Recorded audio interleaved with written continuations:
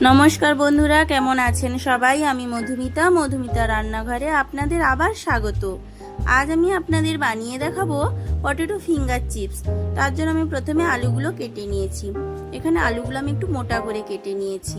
আমি আলুটা ভালো করে ধুয়ে নিয়ে তাতে পরিমাণ মতো লবণ, হলুদ গুঁড়ো, লঙ্কা গুঁড়ো, জিরে গুঁড়ো, ধনে গুঁড়ো আর একটা ডিম দিয়ে দেব।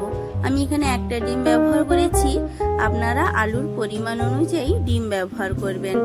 এবার পরিমাণ মতো কর্নফ্লাওয়ার দিয়ে আলুটা ভালো করে মাখিয়ে নেব। আলুটা ভালো করে মাখানো হয়ে গেলে কড়াইতে সাদা তেল দিয়ে দেব। তেলটা গরম হয়ে গেলে আলুগুলো দিয়ে দেব। এইভাবে প্রত্যেকটা আলু দিয়ে দেব। আলুগুলোর একটা সাইড ভাজা হয়ে গেলে অন্যদিকে উল্টে দেব।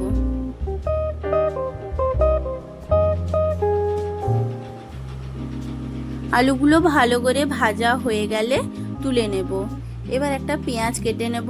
আমি এখানে পেঁয়াজটা গোল গোল করে কেটে নিয়েছি। এবার রিং বের করে নেব। এইবার যে ব্যাটারটা থাকবে ওই ব্যাটারে ডুবিয়ে পেঁয়াজের রিংগুলো ভেজে নেব।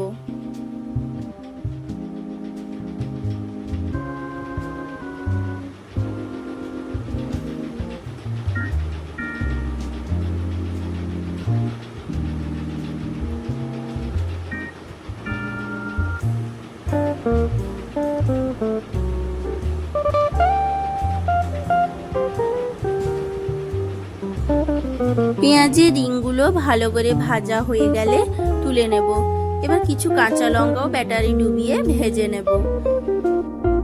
চায়ের সাথে গরম গরম পটেটো ফিঙ্গার চিপস, পেঁয়াজ রিং আর কাঁচা লঙ্কা খেয়ে দেখুন, দারুণ লাগবে।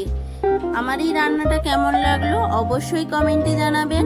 আর এই রকম আরো ভিডিও পেতে আমার চ্যানেলটা অবশ্যই সাবস্ক্রাইব করে দেবেন।